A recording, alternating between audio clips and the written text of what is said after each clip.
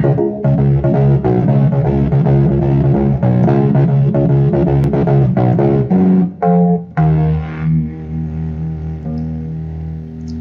the one! Hello everyone, this is the best podcast we got. I'm Justin. And I'm Steven. And today we're going to be doing another movie review. Yeah. We're going to be doing Donnie Darko. Oh, yeah. Yep. So, we watched Donnie Darko. This is actually a favorite of ours. Yep, we watch it every Halloween. Yep. And so this is going to be a pretty good movie review. Yeah, I mean, we're both well acquainted with the film. Yep. Since we watch it, again, every Halloween, so we know. We know the ins and outs. We know the ins and outs of this movie. There's let's start off with the characters. The characters.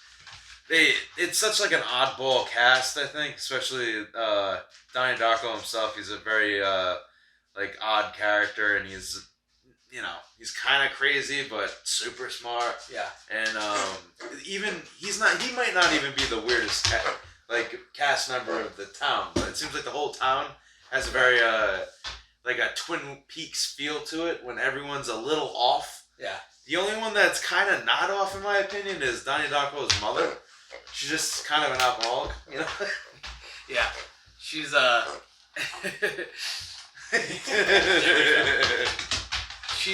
it's funny because I feel like the characters are like it's not like a movie, it's like real life, right?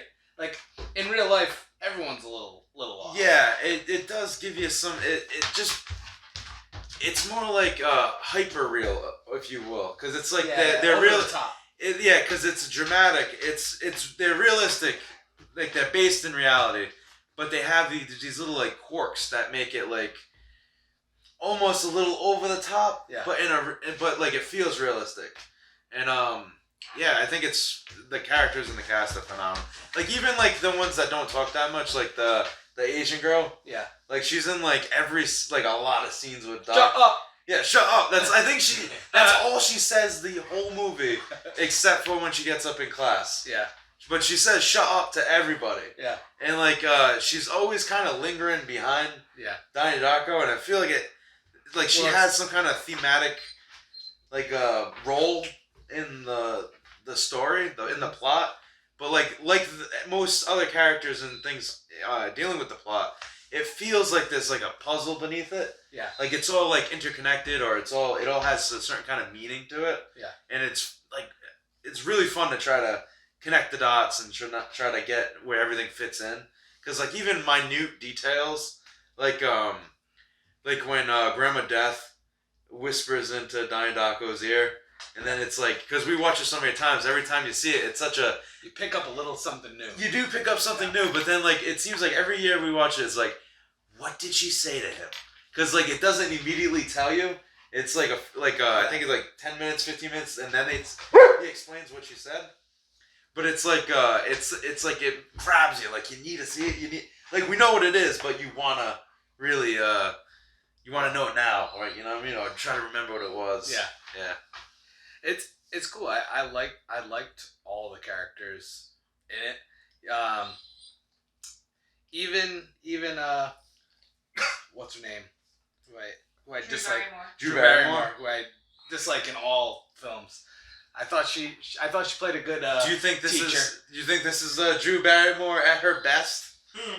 Yeah. You think this is her at her best? I don't know. I think I might have to agree with that. She belongs in the supporting role. She belongs in the supporting role. Yeah. I think she did play a good part, and she is, when she does act, it is like a little over the top.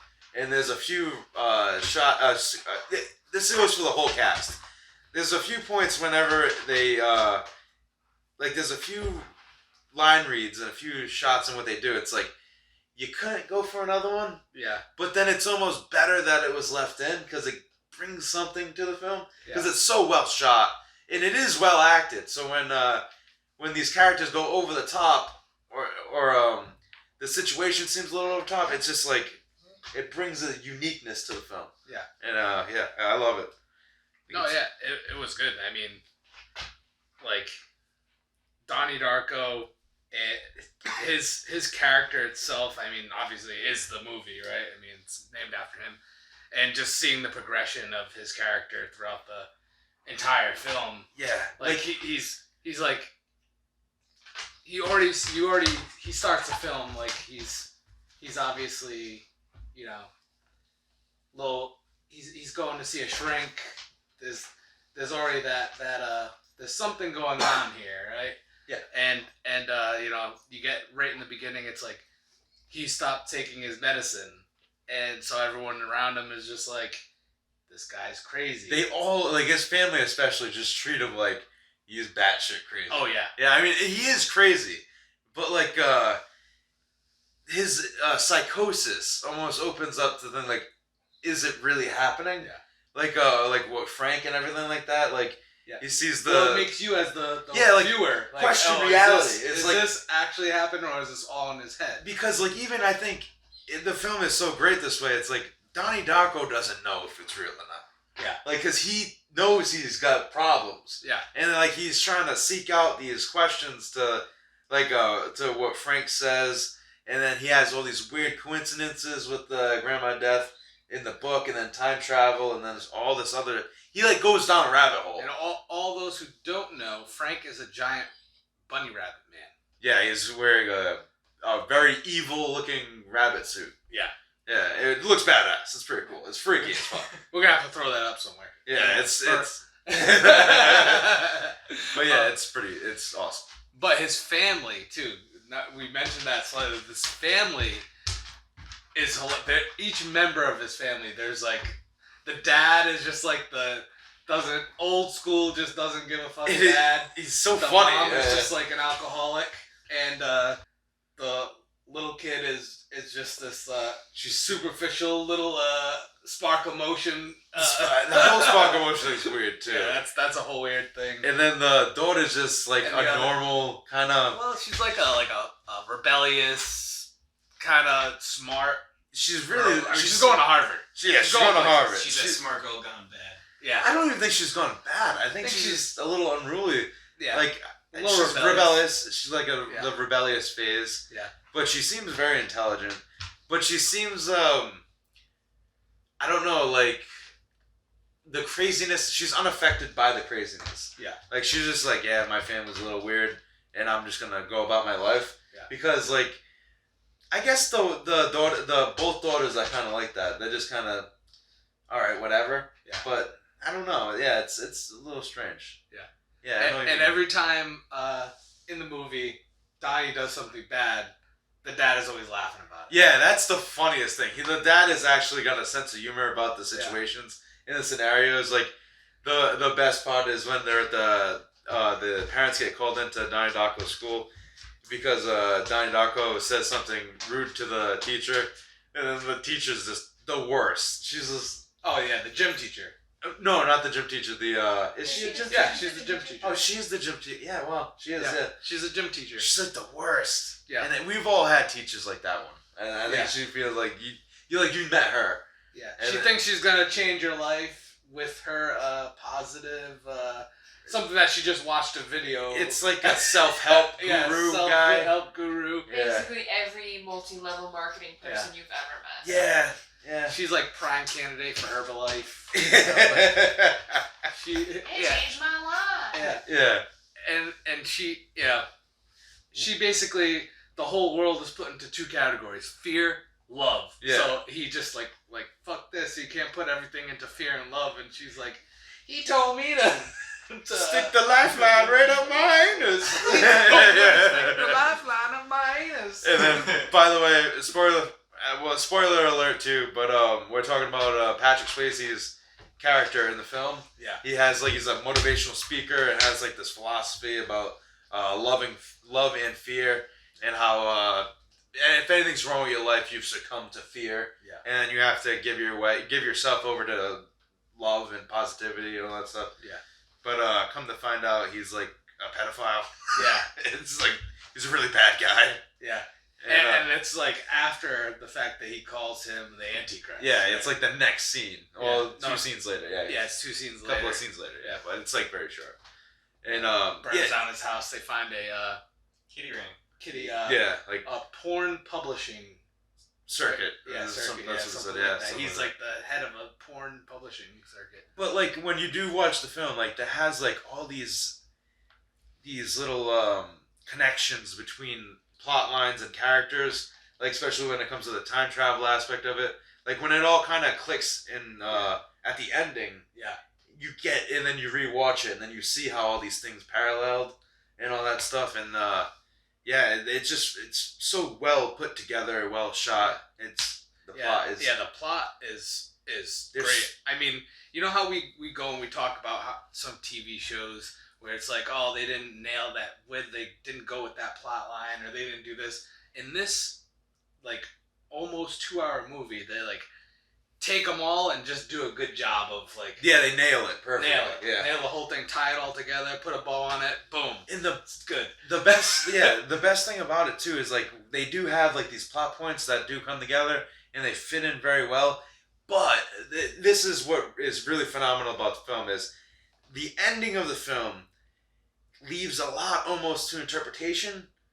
It all. Yeah, like it all. Like, but I mean, that's why I think it does such a good job. It like makes you create.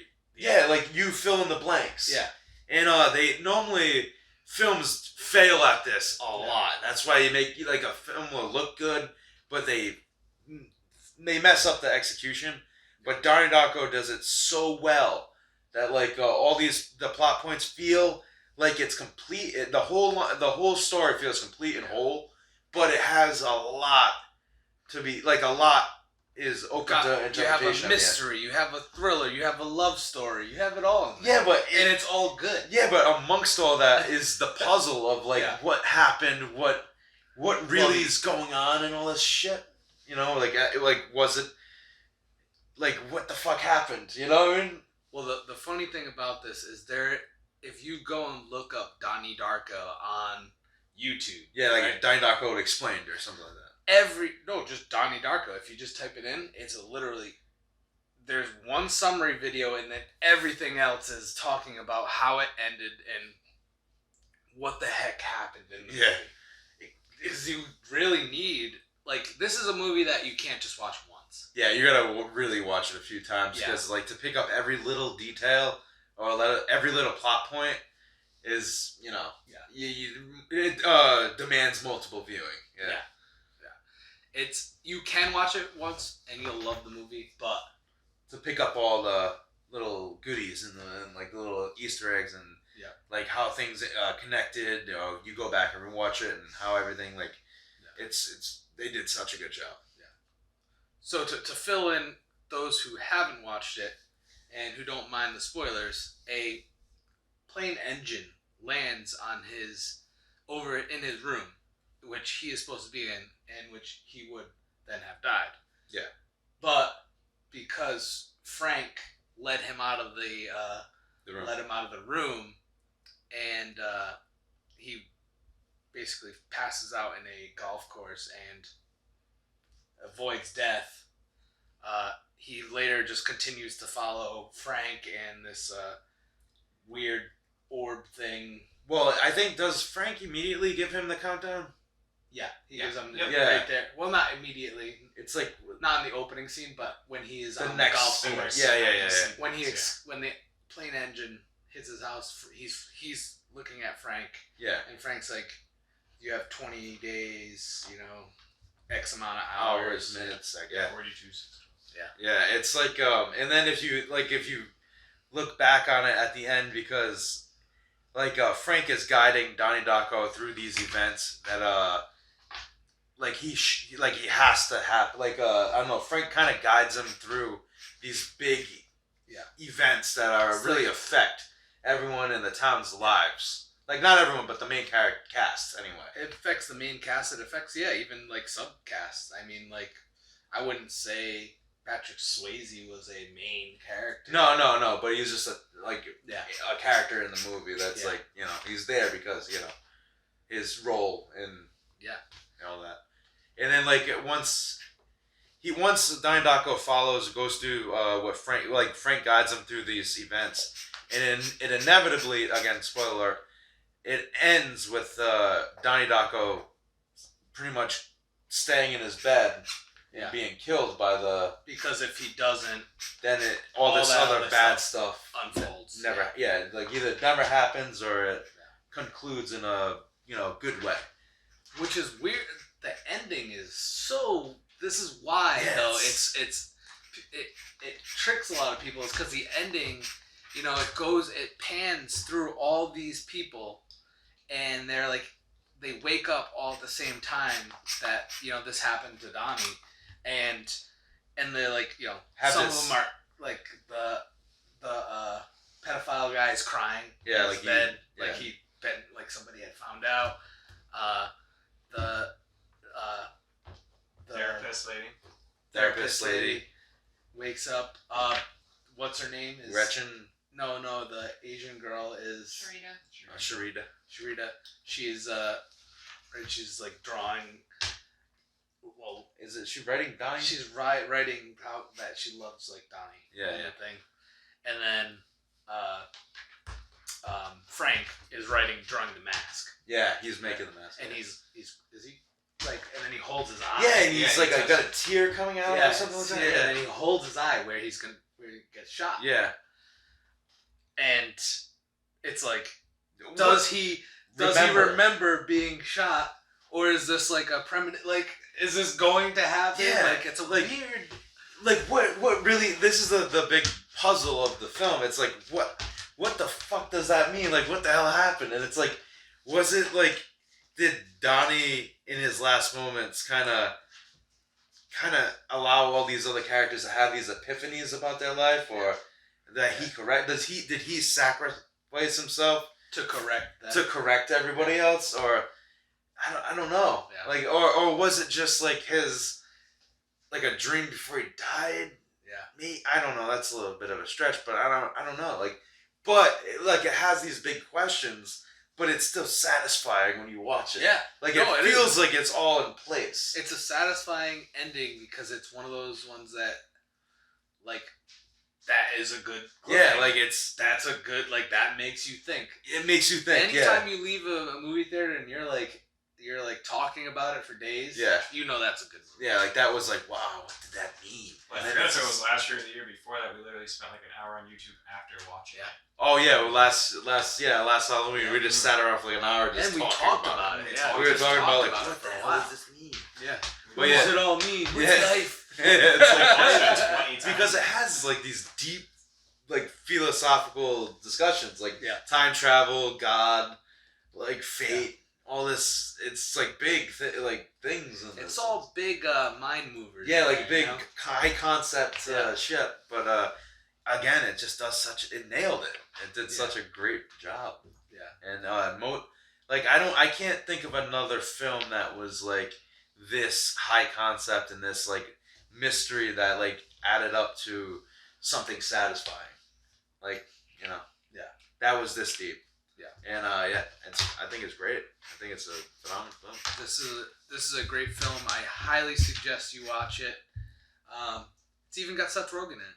Seth Rogen, yeah, young Seth Rogen. Yeah. I like your boobs. Yeah, he's like the That's what he worst. says in it. Everything he says is just he's a total dick. He's Yeah. just like He plays the bad kid. the main bad guy's like dumb henchman. Yeah. Like his dumb lackey guy. Mimsy. Yeah, like Mimsy. Yeah, totally. Yeah. That's a great analogy. Yeah. But I too recommend the film. It's so good. You should check it out. Scale of 1 to 5. 1 to 5. I'd give it a 5. You give it 5. Yeah, I'd give it a 5.2. It's 1 to 5. Oh, it's 1 to 5. Yeah, 5 then. You can't get the 5 scale. You can't give it a 5. I want to give it more than a 5 by a half. I'm gonna give it a 4.7. I think it's a phenomenal film. I'll You definitely. gotta check it out. It's one of those things that after you watch it, you just like you want to know more, but it's satisfying that they didn't just give you it all. Yeah, I'm kind of happy that they didn't. I'm happy because I feel like you can't be satisfied when they give it to you. I think, yeah, because I mean, if you wanted it to go one way or the other, and then you find out definitively, no, this is not how it went. Yeah. But the way that they left it up in the air, it's like, it it leaves it's like an open-ended question that you love, you know? Yeah, it's good. But yeah, I'd give it a 5. It's definitely a 5-star film for me. Definitely check out Donnie Darko and make sure you leave a comment below. Let us know what you think of the film or if you think you're going to be watching it soon. Let us know. And please like and subscribe